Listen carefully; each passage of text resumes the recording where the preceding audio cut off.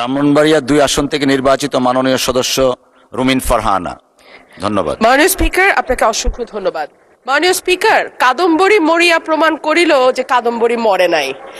আমাদের তেলের দাম শেষমেশ বৃদ্ধি হইল মাননীয় স্পিকার, কিন্তু তার আগে আমরা দেখলাম কয়েক কিলোমিটার জুড়ে লম্বা লাইন। আমরা দেখলাম মাঝরাত পর্যন্ত ড্রাইভাররা দাঁড়িয়ে আছে, তারা তেল পাচ্ছে না, কিন্তু সরকারের সেই ব্যাপারে কোনো হেলদোল নাই। আশ্চর্য হয়ে লক্ষ্য করলাম মাননীয় স্পিকার, মন্ত্রীরা যখন সংসদে বক্তব্য দেন তখন তারা অবলীলায় বলেন বাংলাদেশে জ্বালানির কোনো ঘাটতি নাই, কিন্তু মাননীয় স্পিকার যখন তেল নিতে যায় তখন দেখা যায় 3 কিলোমিটার লম্বা লাইন। মাননীয় স্পিকার, সরকার সম্ভবত কিছু পদক্ষেপ গ্রহণ করবার ঘোষণা দিয়েছে। তার একটা হচ্ছে মার্কেট প্লেস 7টা বাজে বন্ধ করে দেয়া।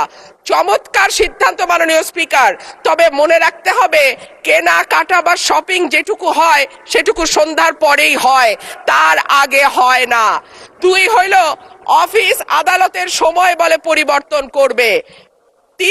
5 দিনের জায়গায় 4 দিন বা 3 দিন তারা কর্মঘণ্টা ঠিক করবে, কিন্তু প্রশ্নটা হচ্ছে যদি জ্বালানির কোনো সংকটই না থাকে তাহলে এত লম্বা লাইনই বা কেন, দামই বা বাড়াইতে হয় কেন, অফিস কর্মসূচি সময় পরিবর্তন করতে হয় কেন?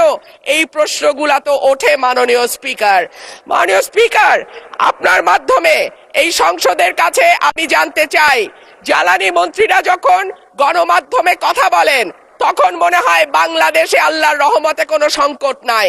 ওনারা যদি পরিষ্কার করে বলেন বাংলাদেশে বর্তমানে কত দিনের অকটেন ডিজেলের মজুদ আছে, কতদিন চলতে পারবে, পাম্পগুলো কেন পর্যাপ্ত পরিমাণ তেল পায় না?